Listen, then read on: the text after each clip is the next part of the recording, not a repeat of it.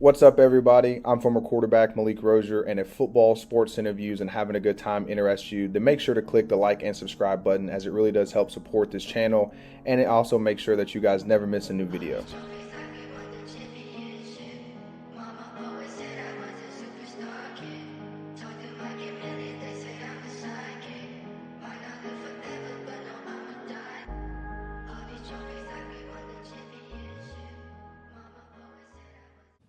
How's everyone doing? And welcome back to the episode of the Malik Rosier Show. And as you guys can see, we are back in the Kingmaker space. This space is really good for the people that are wondering. It's good for solo meetings, conference rooms. This was actually built by my business partner, Mike Murphy, Tate Martell, and Bubba Bolden. This is actually his main office on the backside. They have more the automotive office, and this space is more for entrepreneurs, people that, are trying to build and grow in the Tampa area. You guys can see in the back kind of on the posters. I'll move out the way. So the first one is Murphy Auto Group, and you guys can see I'm even wearing the jacket. Murphy Auto Group is what my business partner Mike does. It's obviously just selling cars, so he has one in Lakeland, and he has some up in Georgia as well. You can even see the Murphyverse, which is a post in the middle. For the people that don't know about the Murphyverse, it's in the sandbox. It is a way for people to engage, interact. You'll see myself. You'll see Amon. He even has his dad in it. There's some cool things, like if you guys are into gamifications, there's little things that you can do that are called Dennisisms, and you can even see that the book is the third poster underneath the TV. But that book is, lessons that his dad taught him as he was growing up. So he's basically sharing that information with you guys. Also, there's all types of specs from Toyota cars to Jeeps, different things like that. So some really unique businesses going on here that I've had a chance to learn about and definitely see them grow over time. And so it's been very unique. For now, we'll probably be doing the YouTube out of here, as I really like the space. The space usually where I work at, so I do feel really comfortable in here.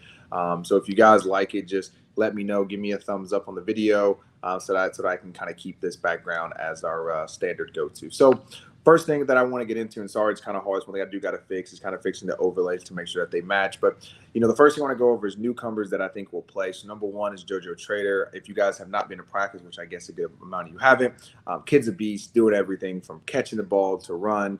My biggest thing is how much of the offense can he grasp consistently, so that, again, week to week, the offense will slowly change. Obviously, you have base plays that kind of meet all coverages.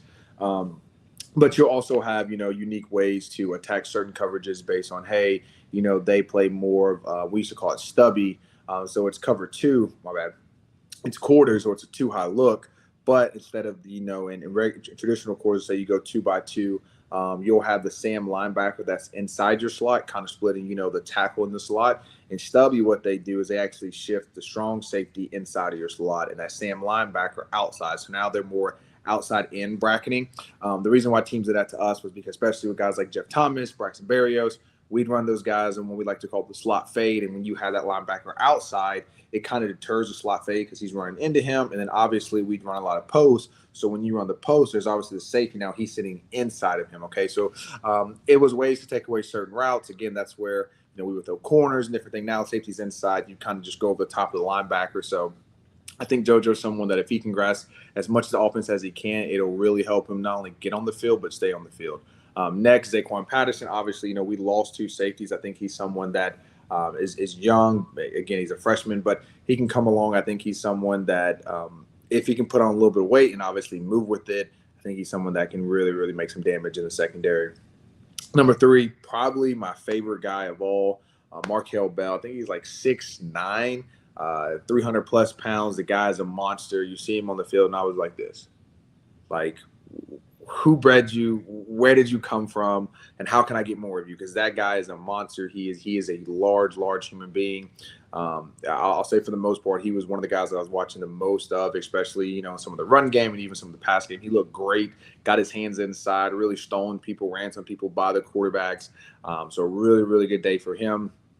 Darius Haynes, I think our linebacker group is going to be a very young group, a group that we're going to get to learn as the season goes on, but a very, very promising group.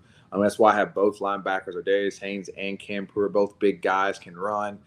My biggest thing with them is going to be, hey, when you get in the summer program, get bigger, faster, stronger. Really do a good job of taking care of yourselves, because if they can put on, 15 to 20 pounds and still move with that, I think that's the hard part too, is guys putting on weight, be able to still move with that weight efficiently. If they can do that, I think they'll have a chance to play. I don't know if they'll start, but they should have a chance to play. Next, let's go into, should we be drinking the Kool-Aid? And I'll be honest with you guys, I'm drinking it. I'm guzzling it. I'll be honest with you, I was drinking it last year. I thought that you guys can go back and look at the season, but to be honest with you, outside of the quarterback position, every position room got better. Every position room from last year to even the years, they got better. And I promise you, I expect them to get better this year. So number one, yes, I do think Cam Ward is him. Now, will he be the first quarterback drafted? Will he be the first round quarterback drafted? I don't know. I think he has potential to. I think he has the weapons. But obviously, at the end of the day, it's up to him and Dawson to figure out what works for them and how they can attack defenses so that they can both be successful. But I do like Cam. From everything I've seen in practice, he's a very smooth thrower. Ball comes out very efficiently. There was one drive where I saw him in practice. He hit slant hits, and he was very comfortable taking that. And that, to me, shows you someone that, has been in big ball games, understands that, hey, that, as long as I'm on the field, sooner or later, the defense will give me my shot, whether it's my corner or my go. The biggest thing I had to learn in college football was that take the hits. And the one time they go cover one and you have 4 verts, you have smash, you have some type of, deep shot, you cannot miss. And I think that's the biggest thing is that, a kid, they'll miss and they're like, okay, now I need to make it up. And to me, it's almost like that gambling addiction where it's like, okay, you go to the casino, maybe you're consistent, your money's kind of going back and forth. And all of a sudden the casino takes it. Okay. And that's kind of you missing that goal or that post. So you're out $200. Then what do people do?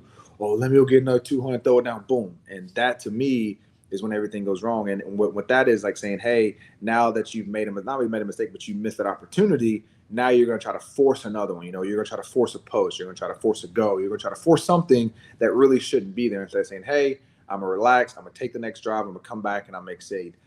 So that's really where I think Cam does a good job of is he's not greedy. Obviously, he's very talented. He has a good arm. He can make every throw, but I think he's very comfortable with just taking, slants, hitches, speed out, stuff that is underneath that our guys can catch and run after. Next, trenches, elite. Say what you want, offense and defensive side. I think that the offense being good is going to have the defense, and obviously we have a ton of young guys. I think we'll get better and better, especially going against our offensive linemen. So I'm really excited to see how our trenches play out.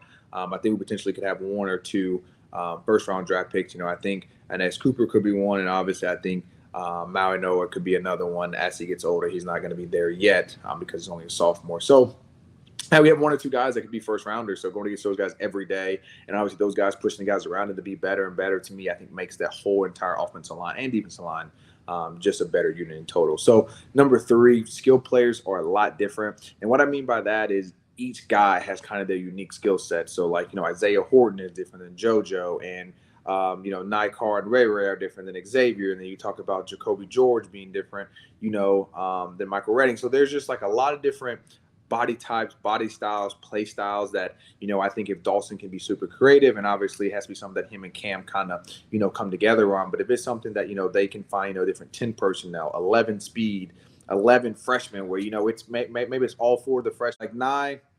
So if I had to do, like 11 freshmen, it'd be 9 the slide, Chance out wide at the Z, and then JoJo at the X. I think there's some ways like that you can get creative. Maybe it's just a run play. It can be a simple run play. Hey, we're going to go 11 freshmen, and the freshmen go out there, and all it is inside zone. You let them boys go strike up and hit and get your butt off. But I think there has to be ways like that you kind of get those young guys into the game, and then from there find different personnel groupings, with guys, obviously that can play and that can do it at a very high level. But find different personnel groupings because I think we got a very unique skill set of receivers going all the way from, our seniors to Xavier all the way down to our freshmen that I think are making plays all throughout the year. Number 4, coaches are coaching. They're doing a great job. You see them out there. They're I don't say they're in their faces, but they're very hands-on. They're very involved. It's one thing that I like to see. I always say this: when you have 2 teams that are evenly recruited, the teams that wind up winning, number one is who over preps. Prep. I tell kids all the time: you can never watch enough film. You can never know your plays well enough. So over prepping, and I even say this: I would go over coverages that maybe the team doesn't run, maybe they'll throw at you. What is the coverage that you've seen throughout the year? Again, one thing I always tell kids is that if a DC sees you struggle 2 weeks ago versus 2-man, right? Maybe they're not a 2-man team, but they saw for 2 weeks on 3rd and long, 3rd and medium, you did not complete 1 pass versus 2-man. You know what I'm probably going to install? 2-man. You know what I mean? So like understanding what you've seen, what you struggled with, and saying, hey, if this team was to take a couple plays from that team and incorporate it in, am I going to be successful on it? I'll be honest with you. There was a play that we had with Rick, and the only coverage that could beat it was a void zone. So I'll kind of explain what fire and void zone are. So fire zone can either be 3 deep, but the biggest thing is it's either a 1 high or 2 high. Most teams go 1 high versus, to be honest with you, but it's a 1 high zone with the blitz. Okay, so usually cover 1, just pure cover 1 is man across the board, single high safety, 1 guy blitzing. Fire zone, they can go 2 or 1, just kind of depends how they want to do it, but it's usually cover 1 or cover 3 with 1 guy blitzing. Sam, Mike, Will, corner, kind of wherever, but it's 1 guy blitzing, everyone else playing in cover on where it's 2 guys blitzing, and then they're playing 90% of the time on that one. It has to be a 1 high because there's 2 guys, so you have less. But that was one thing that, Manny Diaz was real big on. They read eyes, different things like that. But we were kind of saying, hey, they have brought, kind of this boundary scrape. And I was like, hey, I have no protection. There's no hot to the boundary. I'm basically throwing blind to the field, hoping that, again, in void zone, they're reading eyes. They're not really playing receiver. So it's like, hey, my only outlet is ripping this, hitch route. But the problem is the guy's going to be sitting there and I'm going to have pressure in my face. So, we found different ways, talk about stuff saying, hey, I've seen them run this. I don't really feel comfortable because just in case they do run it, I'm kind of stuck. Or it's like, hey, what is the check? What should I check into? One time we're playing Virginia Tech. I'll give you guys this one. So we're playing Virginia Tech, and our rule was that when you saw 0, we were killing and we were going to a pass. So think about this. First time we kill, we go to a pass, and you guys kind of go back and watch it. But I go to kill, and I check to a pass play. I don't know if I hit a corner or what I threw, but for sure check to a pass play. And then I remember like something looked kind of off, and we're pushing down. I guess it'd be the south end zone. We're pushing down into the south end zone, and all I remember was it was like 3rd and 1, 3rd and 2. We call inside zone, but they go to 0 out. And so all I remember was saying, you know what? Like, I know in my mind the odds of me completing something short or deep in 3rd and 1 isn't that likely. But our offensive line was playing pretty good. I had DJ Dallas at the running back, which DJ's a good running back. So I said, you know what? I'm going to kill. But instead of me going kill from run to a pass, which is what we did all year, which is what everyone saw on tape. Anytime they kill, you show 0, they kill, they're going to a pass. I killed and went run to run. So I killed it, and all I did was I brought Chris Herndon in. I said, hey, Chris, come on in. We're going to run inside zone. But I made it look like we're about to go basically, 7-man pro pass play out. I'm still giving the receivers routes, still making them – because, again, at the end of the day, the receivers can run off. If it winds up being cover 0, receivers can run those guys off anyway. So what I did was I wound up checking, gave the receivers – I think I gave them crush. I think this was our crush signal, so I was like crush or something like that. And the next thing I know, they showed 0, and they check out into like a quarter, a cover 2 look. We wound up just running inside zone on like a 3rd and 1, which is a big 3rd down too. But again, understanding what defenses like to do, kind of seeing, kind of playing that chess game. It's one reason why I really like quarterback was because the mental side of the game was just as important, but probably more important than the physical side of the game. Because again, if you can throw a pass, but you can't get me to the right play, you kind of don't know what you're seeing. You can't really function as a quarterback if you mentally don't understand what's going on around you. And the last one, one thing that I really appreciate Mario for is he loves the alumni around. I'm seeing, Tracy Howard, Tommy Streeter, obviously Duke Johnson's on staff. I'm talking to Rayshawn Scott. There's a ton of guys that are around the program, and just trying to be around those guys, give back, kind of say, hey, man, we're here if you guys want to talk, if you guys need help. That's one thing that I really do appreciate from Mario is allowing the alumni back. Because to be honest with you, Miami is home to me. That was a place that definitely has a special place in my heart. And the fact that, Mario and the fact that Mario has been very open arms about, allowing the alumni back and really wanting us back is something that, I can't say enough. Thank you for that. So next, I want to go kind of, I know it's been a while, but the Nick Saban talk, I'll say first, I think he does have some truth. I think that, and it's not really the NIL aspect of it. To be honest with you, I think it's more of the portal aspect of it because, again, if these kids sign, right, and I really think this is where Dartmouth is going to change a lot of stuff. But Dartmouth, for people that don't know, Dartmouth is working on becoming a union. And when you become a union, then obviously you become an employee of the school. And so what's going to happen is, to me, I think they're going to have these kids sign 2-year deals so you can't break it. And so, again, the schools have to be smart on how they recruit because now these kids are stuck in a 2-year deal. So they say the kid has a bad first year. And so, okay, well, I don't know if I want them. And that kind of stuff could happen. But I do think that over time, the portal side has to change. I think the kids should get paid. I think there should be a cap on it as well. To be honest with you, I think that anything over like, I don't know, 5 million is too much. I think anything below, some of these guys have millions of followers and can brand themselves, and I think that's a great job by you. But again, even if you do want to make over 5 million, maybe, hey, your cap is 5 million and everything after 5 million goes into a trust or a mutual fund or something to where it's still your money. But, now colleges and NCAA are being smart about how you use your money. Because, again, some of these kids will be unreal collegiate athletes, like unreal, great. And then might not ever play a down in professional sports, whether it's NBA, football, soccer, whatever it is. They might not. You know what I mean? And so the schools and really NCAA has to really look and really do a good job of protecting these kids' future, because they know the stats. They know the stats how many people make it into the league. They know the stats how many people stay in the league after 2 or 3 years, and it's not that high. So it's like, why not, when these kids are making 6 figures, these 7 figures, somebody's got kids can even make 8 figures in 4 years for these or there. Why not set them up to where that money can last them the rest of their lives, and they feel grateful to the universities, to the NCAA for saying, hey, thank you guys for setting me up. I didn't understand it at the time, and maybe I was a little bit mad. But now that I'm 30, 35 years old, and I have $5 to $10 million sitting in a mutual fund, because for the 4 to 5 years, you guys made me stick all that extra money in there. So all it did was compound. And so by the time I was 18 to now that I'm 35, 40 years old, that money sat there and just boom, boom, boom, went up.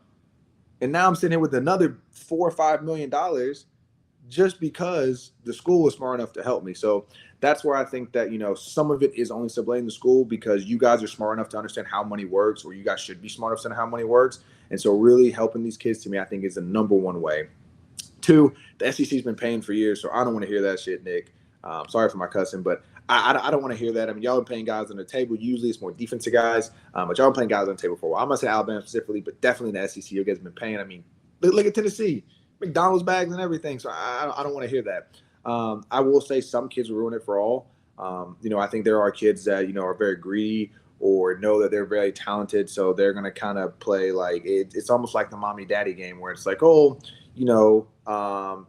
dad, like who's man of the house? Mom said I can't do this. Or then it's like, hey, mom, like, do you run the relationship? Because dad said, like, it's almost like going back and forth saying, okay, well, I have Missouri over here. And if you guys can offer me $300,000, I'm going to go to Missouri. He's offered me $300,000. And I go to Missouri. Okay, well, now Missouri, next year after I play, if you guys can offer me $500,000, I'm going to go to Oklahoma. And it's almost like they just keep pinning.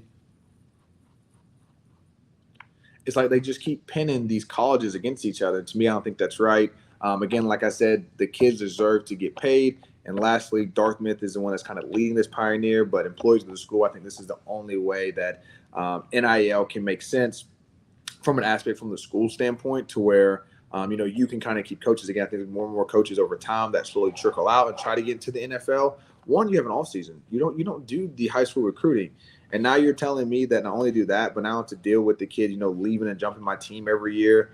So I think there's going to be some changes that have to be made to make a lot of stuff make sense inside the NCAA, and really for these college coaches who are trying to get back and trying to help out these kids. So lastly, what I'm going to do is I'm going to shut my screen off, but we're going to go over some play concepts. I'm kind of going to break it down on, how I would attack coverages and kind of what are some flaws and what are some things that I would do to kind of protect myself. The first play that we're going to go over is just why shallow. So this is really, really simple. For me, a lot of times this will be a 6-man pro.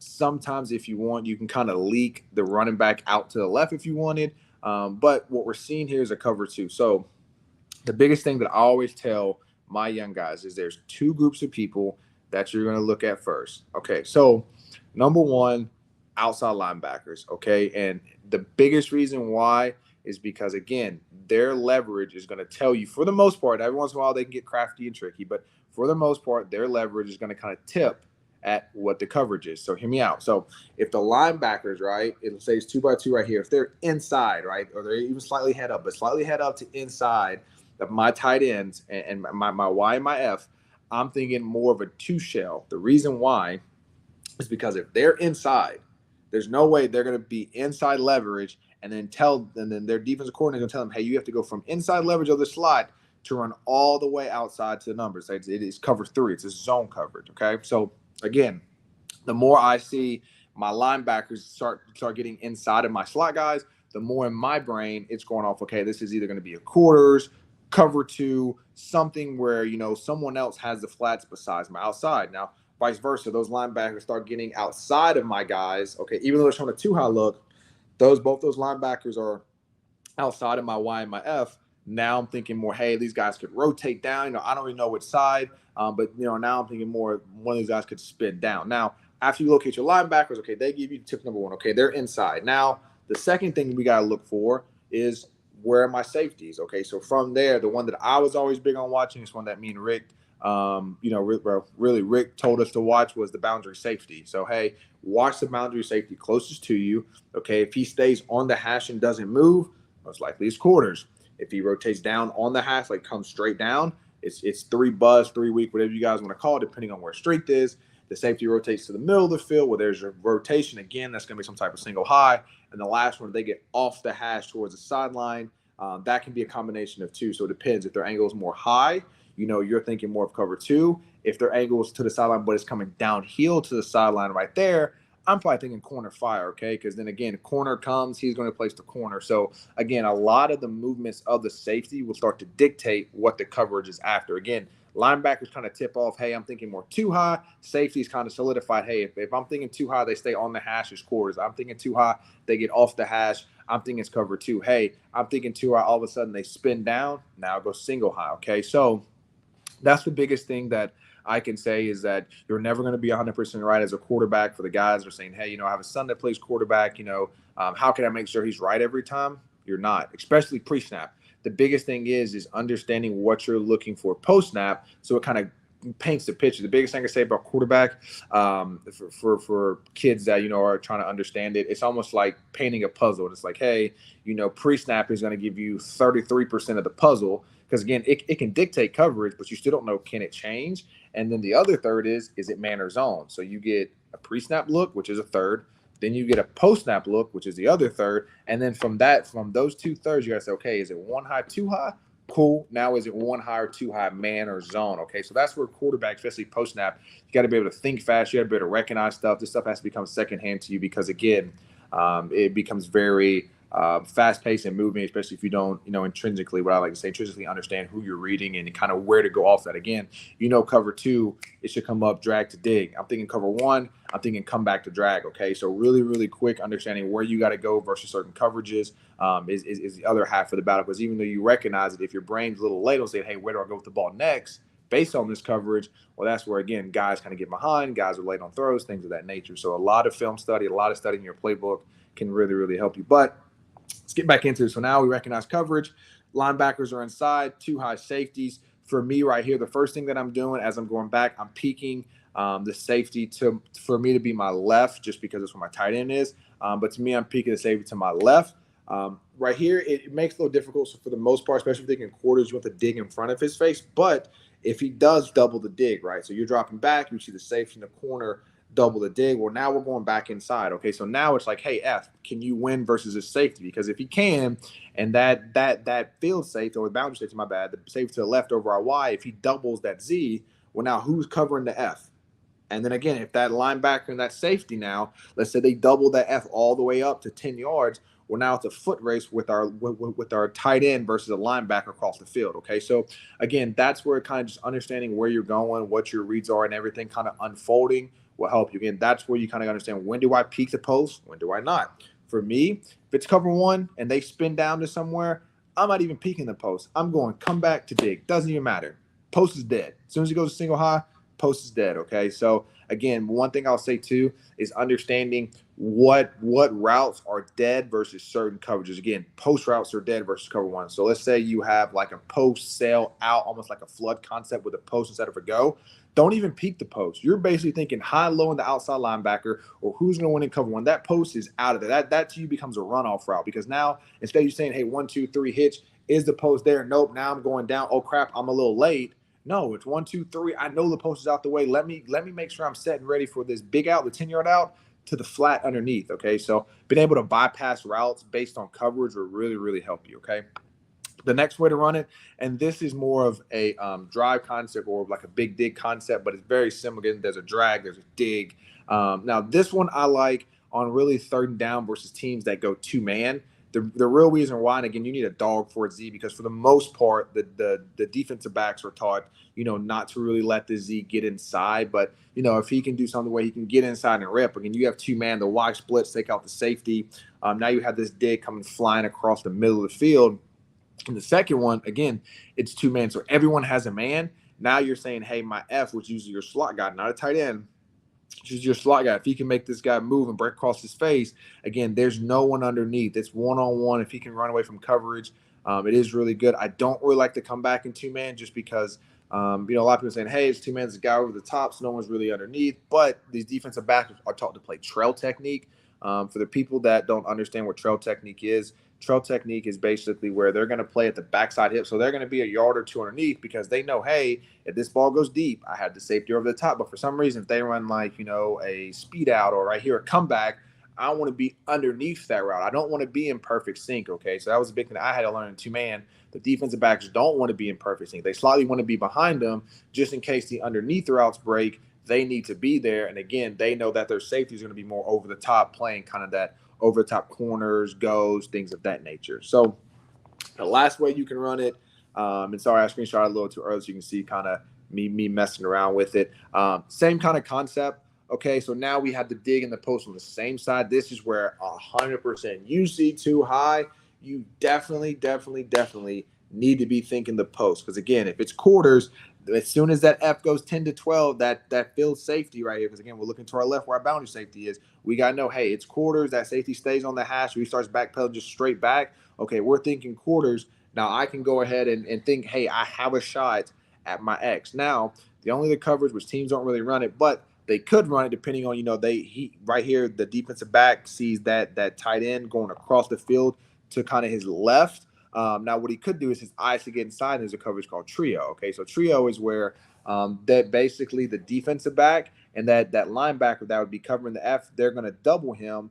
And now this DB or the field safety will be thinking to double basically the X. It's basically a double team on the F and the X. Now, a lot of times they do that when they're not really worried about your tight end. They're more worried about your slot guys. Or some teams do it in 3-by-1. Let's say you do have a freak of nature tight end, right? And you go 3-by-1.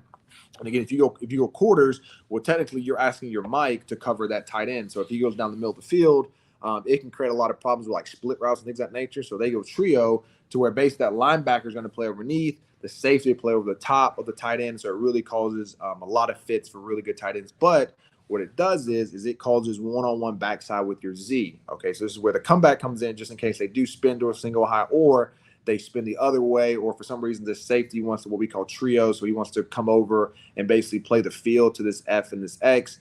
Now you have this backside Z on the comeback, and it's one-on-one, it's mano-a-mano, and your guy just has to win.